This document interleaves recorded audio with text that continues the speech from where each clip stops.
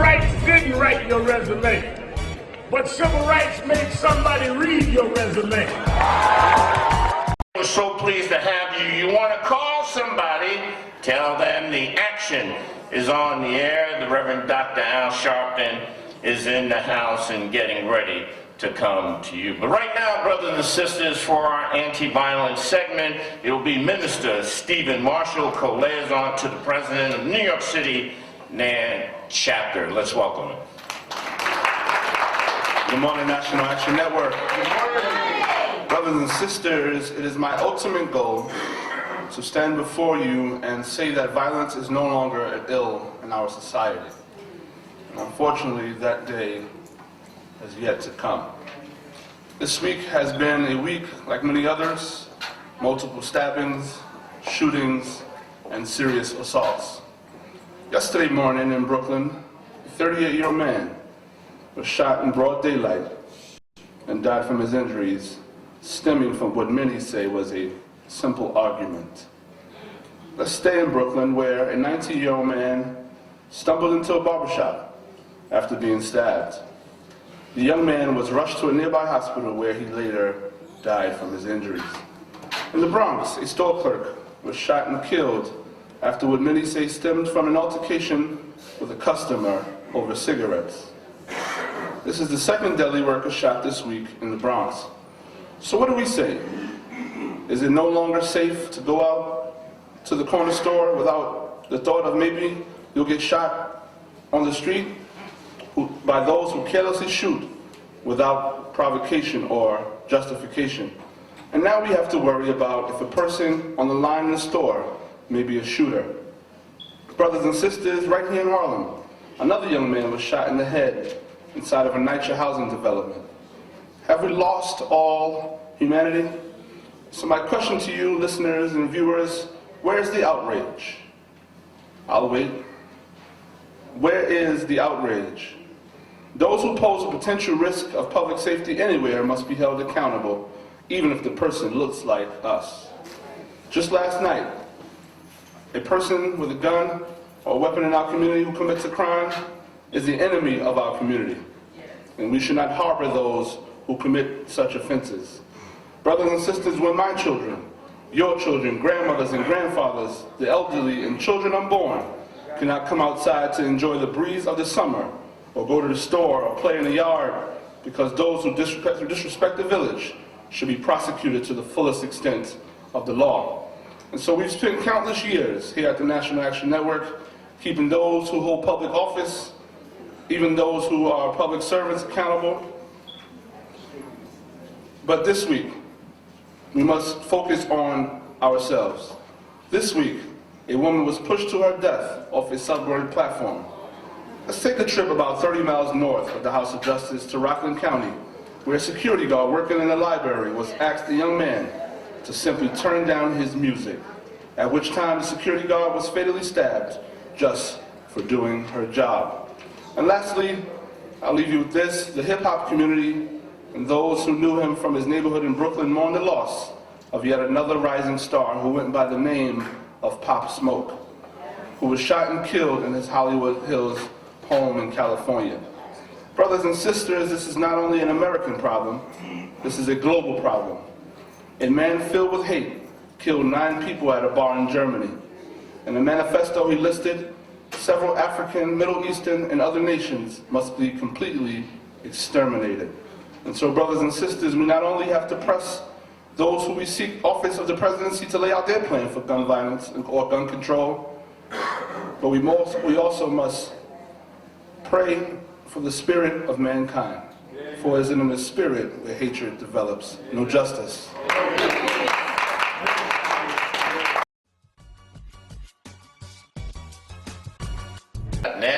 We appreciate you signing on and being with us this morning as you watch us online. Of course, we always invite you while you're online to tour the website. There is plenty to experience on the National Action Network website. You can go into our photo galleries and check what's been happening with chapters across the country and some of the programs that they're doing in the different regions. Of course, you can go into the photo galleries and track some of the travels of the Rev.Dr. Al Sharpton and where he's been on the road this week, particularly with all of the presidential action happening across the country and other programs of National Action Network across the country. You can check some of that out. Of course, there's a lot of news happening.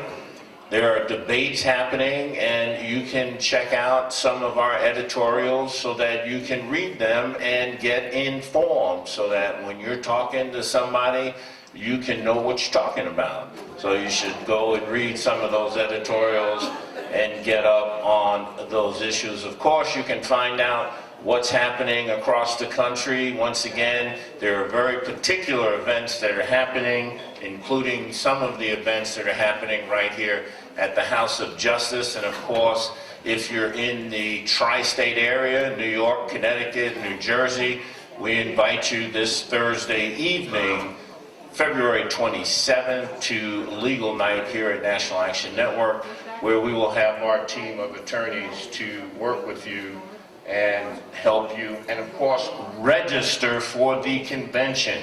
You can register right there online. Registration, the convention is free, but you must register right there online at nationalactionnetwork.net.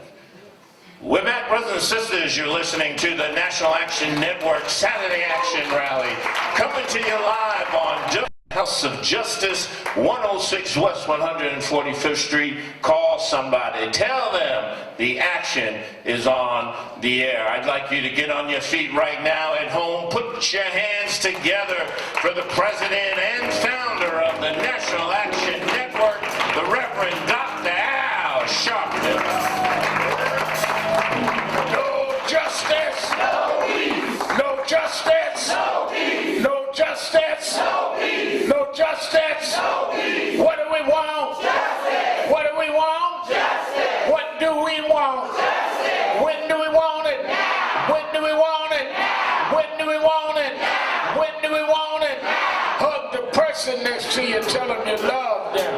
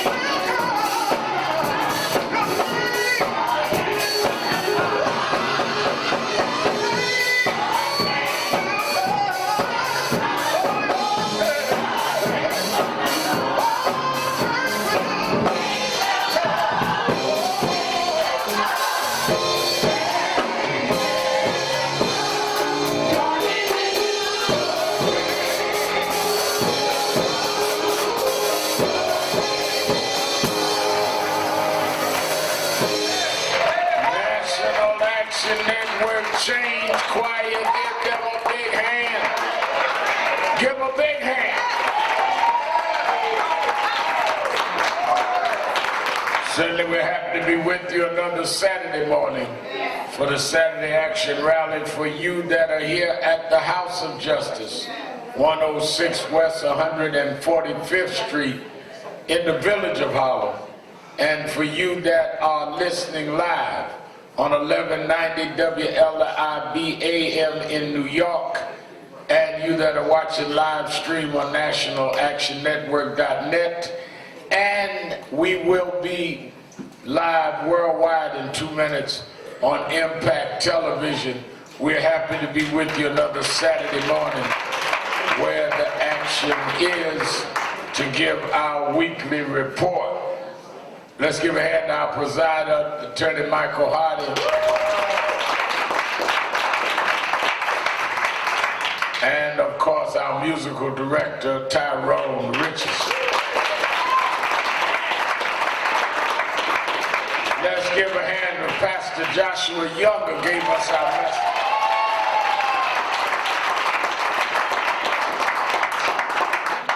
We are glad to have Pastor Younger and Greater Friendship with us from Newark, New Jersey today.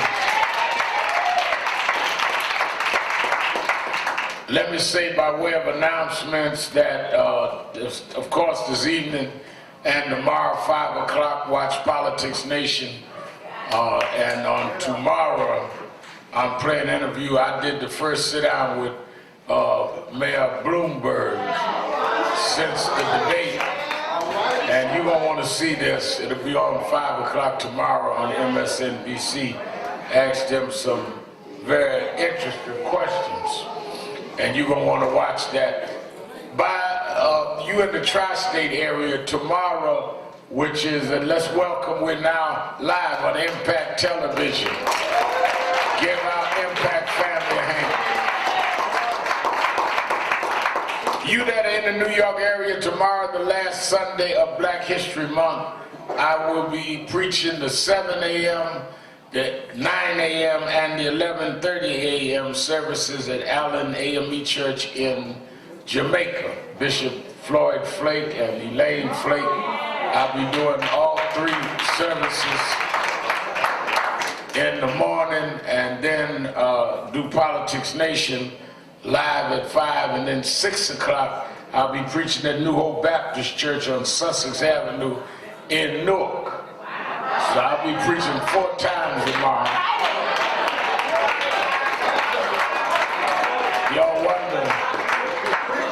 Y'all wonder why I work out in the morning. I can do 4.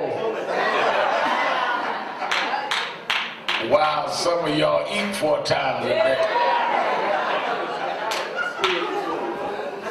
I want all of you in the Newark area to meet me at New Hope, 10650 Sussex Avenue in Newark at 6 o'clock. As soon as I go up there, I will be there. And then, of course, I don't have to tell everybody that Allen is packed every Sunday, all 3 services. And Elaine Flake asked me to do all 3, and I'll be there to do all 3 in the morning. And that's my daughter, Dominique's a member there. And my grandson can walk now, so he'd be walking all over while I'm preaching tomorrow. We have a lot of issues and concerns in our community, but none are more concerning than criminal justice. The issues of police misconduct, the issues of mass incarceration, the issues of how we deal with the whole judicial process. I'm going to Delaware on Monday night to speak about how the whole judiciary there in Delaware is white, white, white. It's like the Rocky Mountains. The higher up you go, the whiter it is. And all of these issues need to be dealt with in a frontal way. I remember years ago when we started raising the question of racial profile. They said they were marginal issues. And then it became the mainstream issue of that time. We started raising the issue in New York, along with some of our legal community, Center for Constitutional Rights and NYCLU, about stop and frisk. They said, oh, that's just marginal. A lot of the national civil rights groups said, no, we're dealing with heavier matters. It is now the issue in the presidential campaign. When you want to stand for what's right, you don't worry about what is fashionable. You make what is right become fashionable.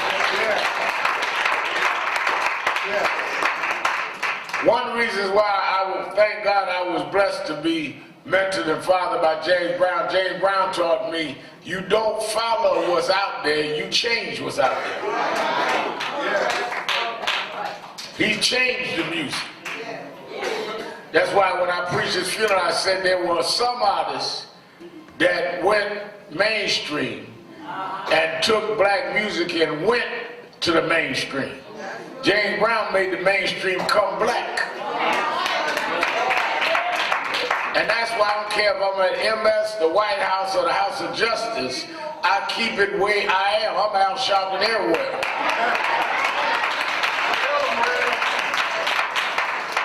A lot of y'all change y'all chameleons. Change with where you are, rather than be who you are and change the environment where you are. Well, we've got to change this election to where it is not about everything other than us. I tell you, I told y'all a couple years ago, I had an aunt from down Alabama. My mother's from Alabama. I was born in the North, and she came up to New York, and she wanted to talk proper because she wanted to impress the folk in New York that she wasn't country.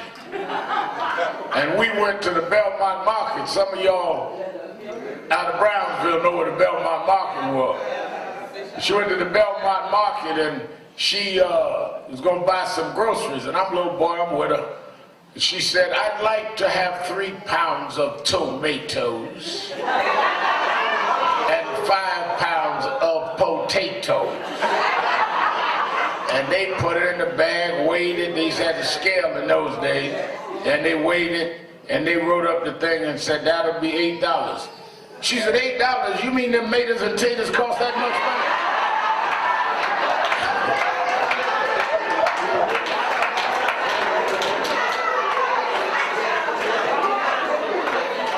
So you might as well go ahead and be who you are, because it's going to come out.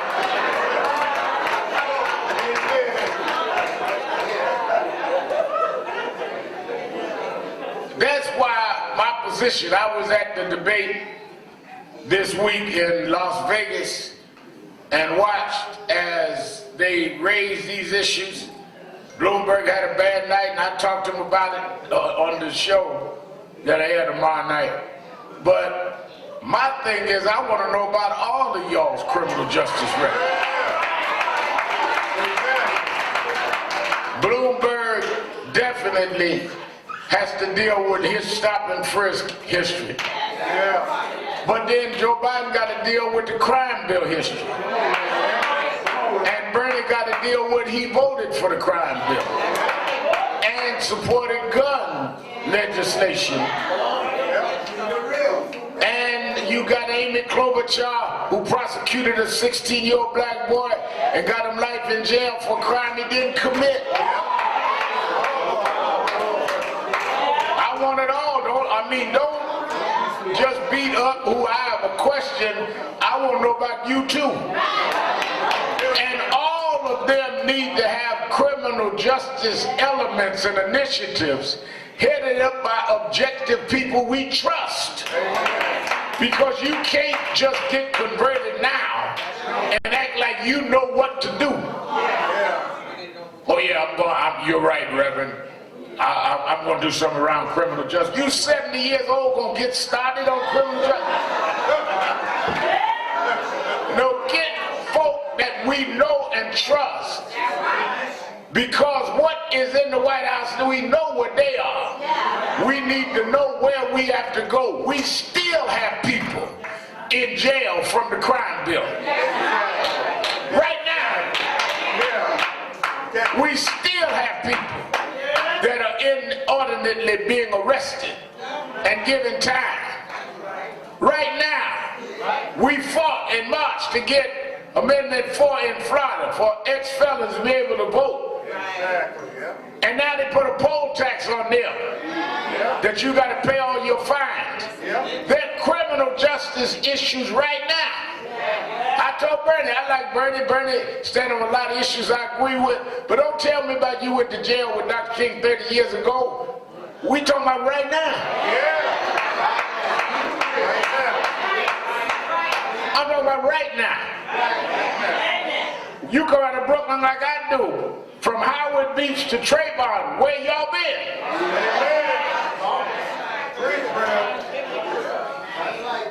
So I want us to make this an accountability. Well, you know, I've got a lot of people with me. Good, get them all with criminal justice. Bloomberg, I got a lot of money. Good, put a lot of money behind criminal justice. Because the man sitting in the White House, what he did around criminal justice was he called for the execution of 5 innocent black young men. And we stood up for those 5 young men. And they called us everything but a child of God. But we believed they were innocent and we took the flak. And as God would have it, a man in the jail many years later told his cellmate he did it. And they matched the DNA and let those young men out of jail. And one of them couldn't get a job because of his record. 13 to 14 years in jail. Worked here 3 years. And they finally settled the case. And despite all the money they got, he comes every Saturday morning. Kerry Weiss of the Central Park 5.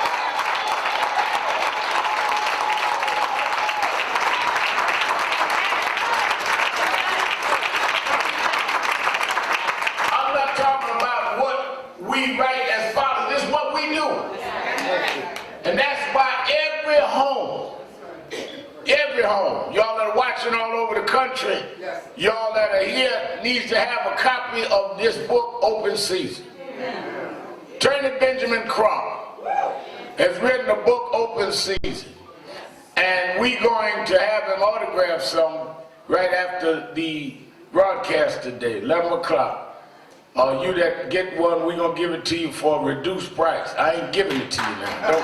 Don't come up here and ask him to give you a book. Because I'm telling you now, we bought the books to sell at a reduced price. You ain't got to pay what you pay in the store, but you're going to pay something. So don't be asking him for no favor. And don't be asking him, do you know, remember your aunt who went to school with him down in... He don't remember your aunt. Just get your book and keep on.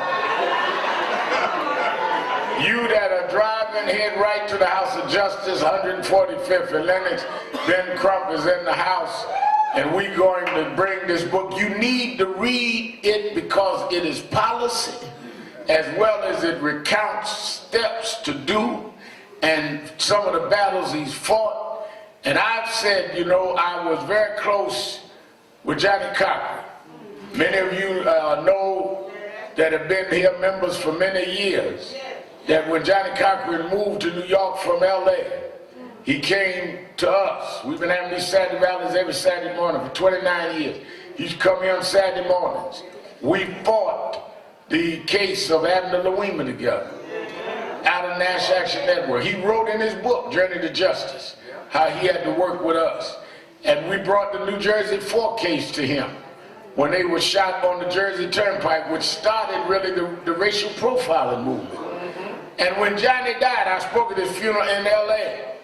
I was fed, we don't have a high-profile attorney of the magnitude, of the national magnitude and impact that Johnny did.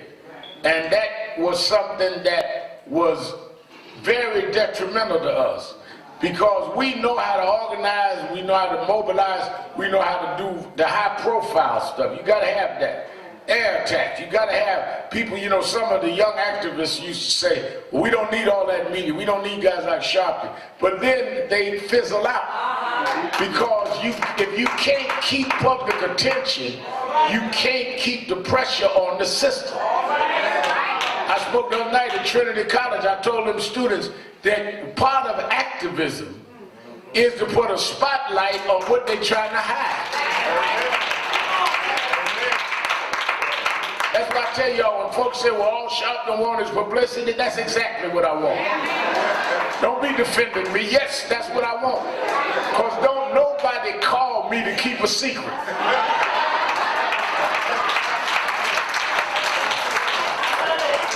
Eric Garner's mother here every Saturday. Eric Garner's mother called me tonight that they choked her son to death. She didn't call me and say, to keep this between me and you, Rev. She called me to blow it up. I am the blow it up preacher. That's what I do.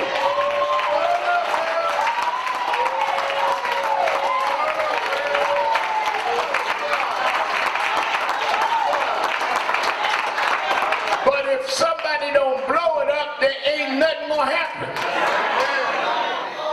Now I learned that. I didn't learn that in political science. And I didn't learn that in law school. I didn't go to law school. You know, Attorney Hardy went to all them schools and he got the scientific, and I ain't got all that. I learned that because I grew up in Brownsville. And we had roaches. And one thing I know about roaches, if you turn the light on, the roaches will run. So when I was a little boy, I watched roaches. Every time I turned the light, they would dash. So I grew up learning how to turn the light on. I've been running roaches all my life.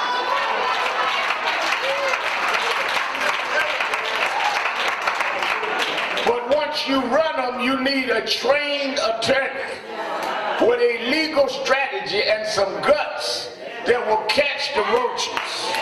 And we didn't have that after Johnny until we got Benjamin Crump, who has become a national heir to the kind of legal work done by Johnny Cochran.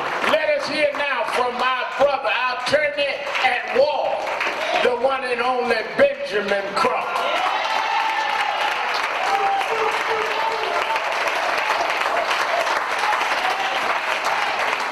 National Action Network, good morning. House of Justice, good morning. Reverend Al Sharpton, good morning. I know every time I come to the House of Justice, we're going to speak truth to power. Reverend Al, we did it when we brought Trayvon Martin parents to the House of Justice in 2012. We did it when we brought Michael Brown from Ferguson parents to the House of Justice in 2014. And now I come here this morning in 2020 to speak truth to power, because I know if I can speak truth to power anywhere in the world, it is at the House of Justice. And I do want to thank Reverend Al again, because not only do Miss Gwen Carr call him, not only do everybody call him when they need justice, I call him not just because he's my friend and he's my mentor and he's somebody who is not a lawyer, but he plays a lawyer on TV.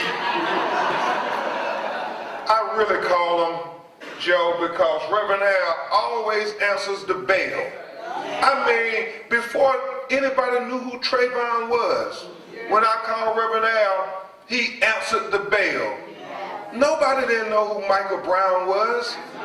When his grandfather, and I called Reverend Al, he answers the bell.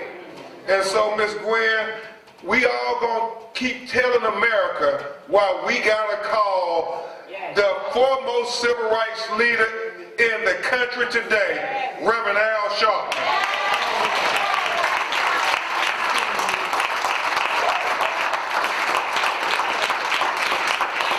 And I'm so thankful he's given me an opportunity to talk about this book, and I want to thank you all, National Action Network, because it's people like you who have made this book a #1 bestseller on Amazon in the category of nonfiction legal.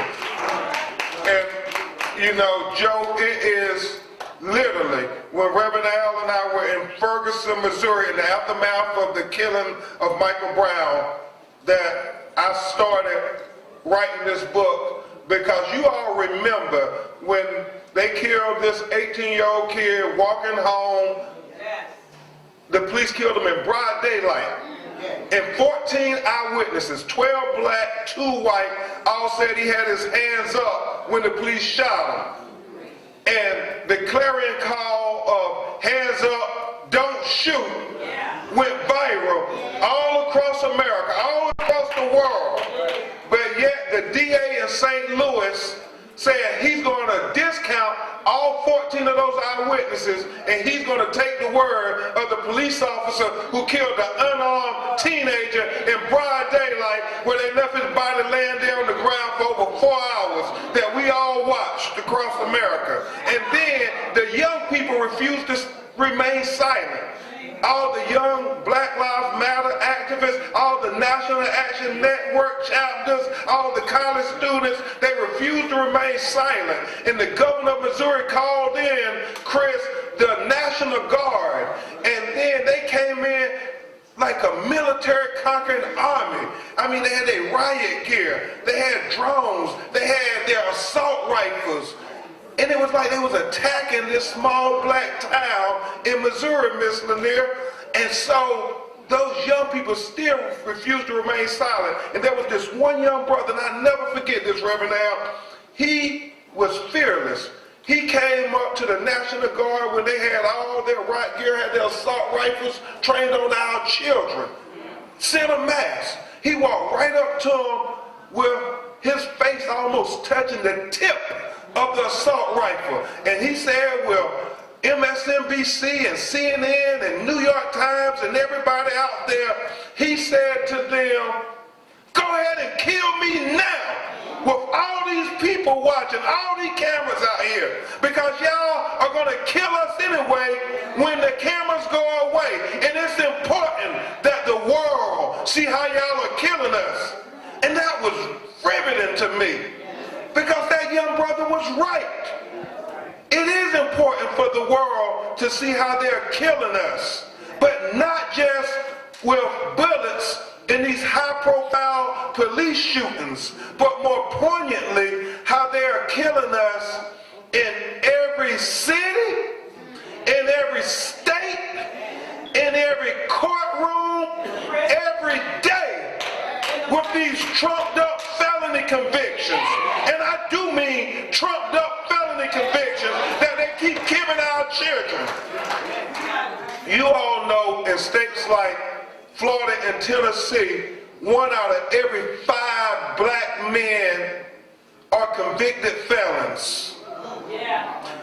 And Reverend Al, the experts opine, if this trend continues, that in the next 25 years, 1 out of every 3 black men in America will be a convicted felon. So when Reverend Al talk about criminal justice has to be on the forefront, we talking about our children. And I want y'all to do me a favor. Even the people out watching across the country, do me a favor. I just want you to imagine if you are a black parent and you have a black male son, and you have a black male nephew, and you have a black male cousin. And I want you to imagine that they're the ages of 4 years old or 5 years old or 6 years old. And I just want you to observe them at play, as children often do, just for a minute or two. And I want you to try to see if you can figure out which one of those little black boys in the next 10 to 20 years will be labeled a convicted felon and live a permanent life as an underclass citizen. Which one of those little boys who got your blood running through their veins will be labeled a convicted felon? And I know there's some bourgeois Negroes who say, well, I got this type of job, or I make this certain amount of money, or I live in this neighborhood, and that's for the people who live in the hood. Well, if Trayvon Martin stood for anything, he stood for the proposition that it don't matter if we're in a gated community or in the suburbs. This racist criminal justice system targets our children, and we gotta teach our children. We got to do, as Dr. King said, stand up for our children. We got to speak up for our children, and we got to fight for our children, because they're our children. And if we don't fight for our children, nobody else is gonna fight for our children. So please get the book. Let's learn how to protect our children from the trap, this racist criminal justice system. No justice, no peace. Ben Crump, give him a hand. Ben Crump. Certainly, as we prepare for our national convention in April, and you watching around the country, plan to be with us April 15th through the 18th here in New York. We have everyone coming, all of the presidential candidates, leaders of all of our civil rights national organizations are going to be here. Our activists, our theologians, our academicians, Dr. Michael Eric Dyson and Eddie Glaude and others, all will be here, all free, those 3 days. If you can't make all three, come in and do one day, but this is where our community is going to come together nationally and get ready for the 2020 race. You can call right now to pre-register. You have to pre-register so we can get the rooms the right size for the workshops. Don't show up talking about, I want to go in there to the workshop on the census or the workshop on voter, and we don't have room for you and you hadn't pre-registered. Because I'm not going to be giving these folk all this money for these rooms and you don't show up. Go to www.nationalactionnetwork.net, www.nationalactionnetwork.net, or you can call right now. We have people at the phones to toll-free number 1-877-626-4651, 1-877-626-4651. Last year and continuing what is this year, we deal with criminal justice. There's been a brother beloved that has stood with us in our community, fighting for criminal justice. We met years ago. We used to spar on TV, didn't agree, but when it hit to where the rubber met the road, he was always on the right side. And sometimes you need folks that will surprise the system, that will stand up for cases that they did not expect them to. And Joe Tacopino had done that. Whether it was Meek Mill or whether it was other cases, he has said, no, I don't come from Harlem, but y'all are not going to treat them people that way.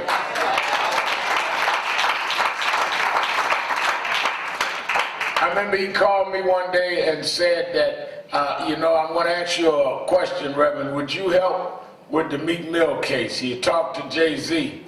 And I said, well, yeah, I think I can.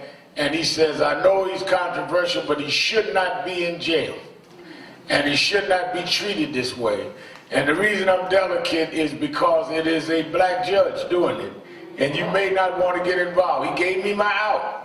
And I said, Joe, if you can go, I can go.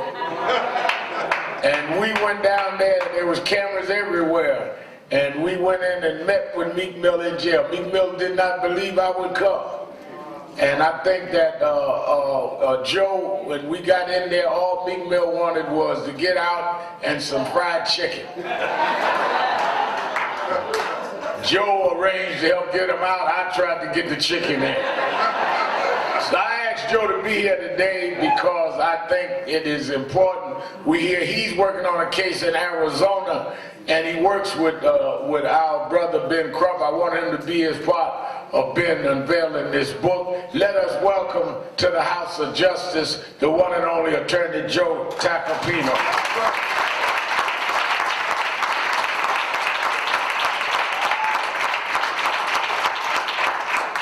Thank you very much. It's an honor to be at the House of Justice. Really, for me, it's an honor to be here and to hear the Reverend speak my name, just even speak my name. I mean, to me, Reverend Al Sharpton is not only the greatest civil rights leader of our time, but for me, one of the greatest in the history of this country. And someone with courage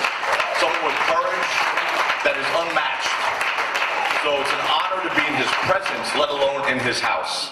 So I'm thrilled to be here, and it's a pleasure. As far as Ben Crump is concerned, Ben just said to me, "No, you're really a brother." I said, "I know." He said, "You know, his book is amazing. I read that book. It really is influential, and it moved me. And at one point, you know, I don't cry that much. I got a few tears when I read his book. It moved me so much. What happens? Those stories are if they weren't true, they would be scary. The fact that they're true is horrific. So reading his book, especially as a black man, it really affected me. So now I know what a lot of you are thinking. You don't look black. I mean, I could go as a light skin, but here's the thing. I didn't know I wasn't black until like 3 years ago. Because no, the Reverend's right. I didn't grow up in Harlem, but I grew up in Brownsville. Brownsville's more black than Harlem. I grew up on Mother Gaston Boulevard in Brownsville. All my friends were black. People I thought my family were black. And then when I went to college, someone said, "So, where are you from?" I said, "Where am I from?" "I'm from Brownsville." "No, I know, but you're white. Where are you from?" I said, "I'm white." And it dawned on me that, okay, maybe my skin color wasn't black, but everywhere else I'm black. So, brothers and sisters,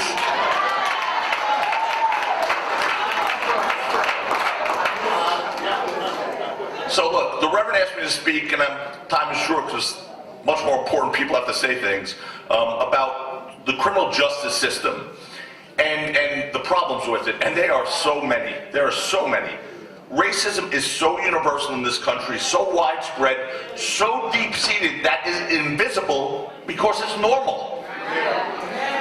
And you know, and the criminal justice system in particular, to understand why it is so racially biased, why it is so broken for minorities, for people of color, why they get different treatment. You have to look into the history of this country. I mean, you have to. After the Civil War, Southern states embraced the criminal justice system as a means to reimpose racial control over African Americans. The criminal justice system became the new form of slavery. And that included passing the black codes and later the Jim Crow laws, right? And the 13th Amendment of the Constitution abolished slavery and involuntary servitude except as punishment for a crime, right? So in this loophole of the 13th Amendment, the Southern states started exploiting and passing the black codes and setting up new economic and labor systems that relied on the arrest and imprisonment of African Americans. It's as simple as that. This is not a great mystery. For example, the codes that they imposed implemented vagrancy laws that criminalized unemployment. Can you imagine? You committed a crime if you were unemployed. And resulting in African Americans returning to slave-like environments through forced labor or convict leasing. And violation of the black codes also resulted in offenders having to pay fines, many of whom were unable to pay fines, so they got forced into state labor or reincarcerated. And they worked off their balances. And why is all this important, this history? Why? Because the sense of criminal justice system that was developed, that same criminal justice system that was developed after the Civil War to reimpose control over African Americans after slavery was abolished, exists today. It exists today. Imprisonment has been and continues to be the most used weapon to control communities of color in ways that aren't used in other communities. And we can see this in the crack cocaine sentencing disparities, over the policy of black communities and the excessive policing in black communities, stop and frisk, excessive fines in criminal cases, and bail systems that relies on payments to secure one's freedom. Black men, these statistics are scary, guys. I didn't make this up. But black men comprise about 13% of the general population, but about 35% to 40% of the incarcerated population. Black women, the sisters aren't left out of this, comprise 44% of incarcerated women, but only 13% of the female population of the United States. So racial disparities in the criminal justice system are no accident, but they're rather rooted in a history of oppression and discriminatory decision-making that have deliberately targeted black people and have helped create an inaccurate picture of crime that deceptively links them with the community. So when I called the Reverend Al Sharpton for the Meek Mill case, I represent Meek and a lot of brothers and sisters, Jay-Z and YG and all these different acronyms. When I called the Reverend on the Meek case, I was a little scared. Because I know that Meek's language and lyrics aren't exactly in tune with the preachings, but, put it mildly, but, you know, because he is who he is, and he understood that there was a member of the community, a brother being absolutely treated incredibly unfairly, he jumped on board. And that day is when it all changed for Meek Mill. The day Reverend Al Sharpton got in front of those cameras with me and did his thing and shone that spotlight onto this case is when it all changed for Meek Mill. It was no accident that after that, all of a sudden, all the judges, the appellate court judges, the politicians in Philadelphia, felt that they had now air coverage to go out and say what was right. And eventually, Meek was released. And eventually, his conviction was overturned. And more importantly, and I remember saying this to Meek, when I was with the Reverend, I said, Meek, I know it feels really bad to be sitting in that 5x8 cell right now with your little kid at home and you're missing Christmas. A judge put him in for 6 months. 6 months, wanted to give him 2 years. We got him out because he had violated a technical probation violation. I mean, it wasn't a crime he didn't commit, nothing. But she put him back in jail. He'd been on probation for 10 years, unheard of, because of who he was, not what he did. And because it was a trap, exactly. Ben said it's a probation trap. You cannot succeed on 10 years on probation. Nobody can if someone wants to get you. If you show up 1 minute late, you could be incarcerated. Okay? So what happened there after the Reverend brought the spotlight onto this thing is things changed. Things changed and wind up getting justice in that case. And I told Meek that day, that was the best thing that ever happened to you. It doesn't feel like it right now as you're sitting in this cell, Meek. But why was the best thing? Is because it gave him a platform to show criminal justice reform. Meek has now taken something with that, with Mike Rubin, and done something positive called the Justice Reform Organization. It's a reform for the criminal justice system and incarceration.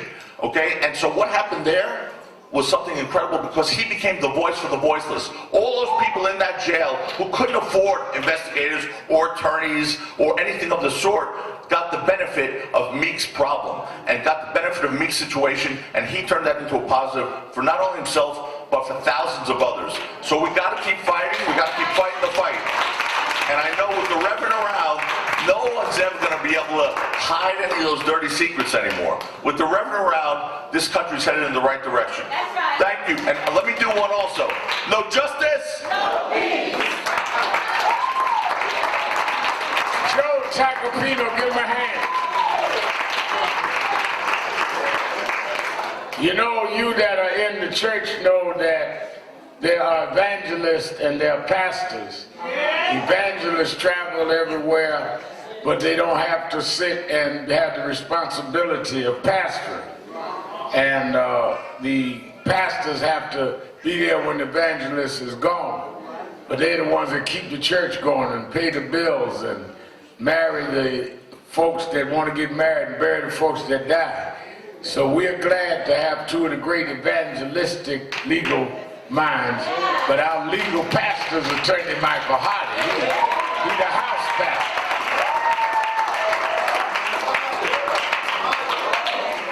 And what keeps all of us going? I know Ben Crump's preacher down in Florida. Oh, yeah. And what keeps us going is R.B. Holmes is his pastor in Tallahassee. Young lady asked me the other night at Trinity College, she said that she told her grandmother and her mother that she was going to hear me do a Black History speech. And her grandmother and her mother told different stories about different cases and marches that I'd done that they were in. And she said that she marched with us in Washington when we did the big march with the whole families coming together from Ferguson and Eric Gardner and Trayvon Martin and all in the cold. Yeah. And freezing that day. We brought about 50,000 people to Washington. So she said that I just don't want to know but one thing, Reverend Al. I want to know how, through 3 generations of my family, you're still out here doing what you do. And I said, well, I'll tell you, it's very simple. January 12th, 1991, we were marching, we're getting ready to march in Bensonhurst, Brooklyn. They killed a young man named Yusef Hawkins. He was going with some friends to buy a car in Coney Island. 1989, Dave Dinkins was just running for mayor. He got off the wrong stop, Joe, and got off in Bensonhurst. And blacks were not supposed to come to Bensonhurst. And they chased him and killed him. His daddy, Moses Stewart, called and asked me would I come and help them. Because they were trying to say that Yusef really got killed in a love triangle going with a white girl in Bensonhurst. And I went to the house. Now, I had just come out of a whole fight, legal fight with the Attorney General. And I said, Mr. Stewart, I don't know if you want me, because I'm really in a lot of bad press right there. He said, no, that's why I want you, because you can take the heat. And I need somebody that'll take the heat because they lying on my son. He went out there with no white girl. And I said, well, I know one way to make it straight, to make it clear. That is, if we go out there and march, the neighborhood will show how racist they are. And we went out there with about 500 people. And there were about 1,000 people out in the street yelling, niggas go home, and throwing bananas and watermelons at us. And we marched every Saturday for 6 months. Finally, they arrested and indicted 3 of the guys. And as they got ready for trial, we went one more time. And January 12th, as I got there, they had what they call a frozen zone. Many of you that were around during that time, we'd pull up in the schoolyard of the school, get out our buses, get ready to march, because they'd surround us with police to protect us. That's how violent they were in the neighborhood with us marching. And as we got out of the cars and got ready to line up, man ran through the crowd and stuck a knife in my chest. And he had the same color of the undercover cops that day. And the police didn't grab him. Some of our security grabbed him. And they rushed me to Coney Island Hospital. And I'll never forget, as I laid on that gurney, I didn't know whether or not how deep the knife was. I didn't know how bad the wound was or not. But I promised God that if I made it through, that every day of my life, I would never stop fighting. I said, so young lady, the reason that I've lasted is I kept my promise to God, because God kept his promise to me.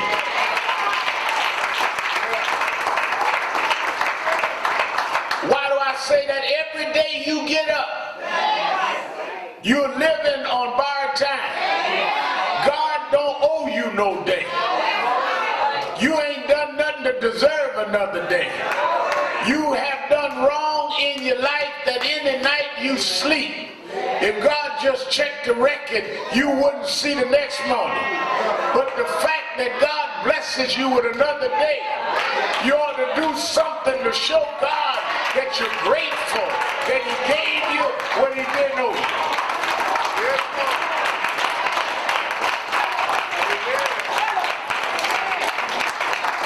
That's why I don't care what they call me. I don't care what they write in the newspapers.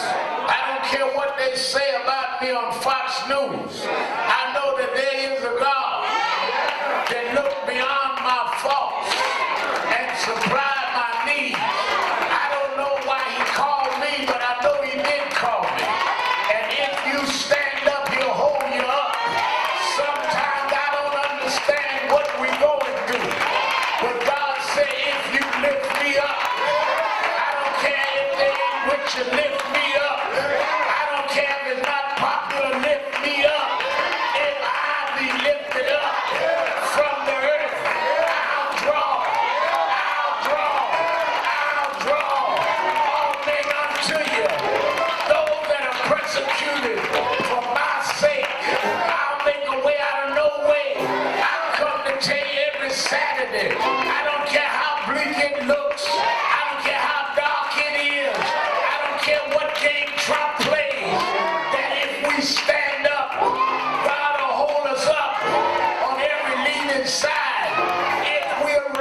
He'll fight our battles.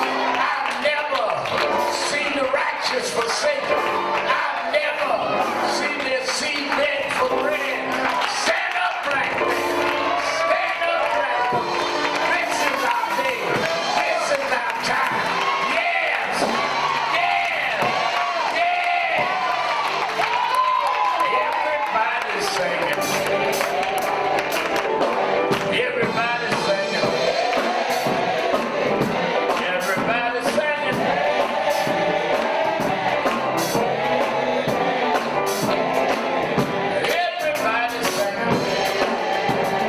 Singing like you mean it. Singing like you mean it.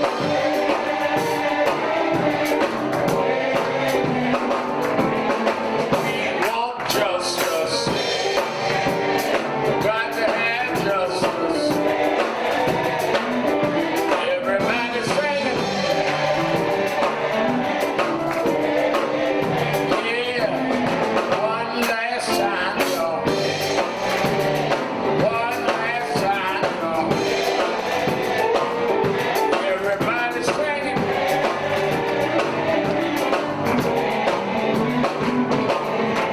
I'm gonna open the doors of the movement. Maybe someone here today that hears us on the radio, that watches us on television, but never joined National Action Network, never became a member, never put your name on the roll.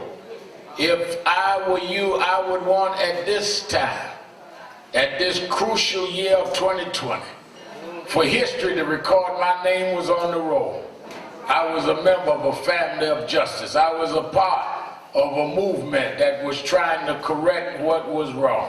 If you're here in the auditorium, all you got to do is come down to me and let us sign you up. Come down either aisle. If you're watching on television or if you are listening on radio, you can join on the air right now on the phone by calling 1-877-626-4651. 1-877-626-4651. If you're here and want to join, come see me right now. Everybody's singing. Everybody's singing. Everybody's singing. Yes, sing it like you mean. Civil rights didn't write your resume, but civil rights made somebody read your resume.